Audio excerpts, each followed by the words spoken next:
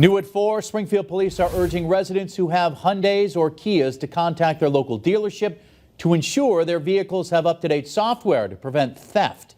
This warning comes amid a national warning that theft of these cars has increased due to lack of engine immobilizers and also due to it being part of a social media challenge.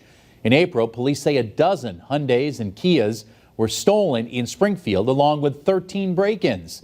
Officials say 3 minors have been arrested in connection to these crimes.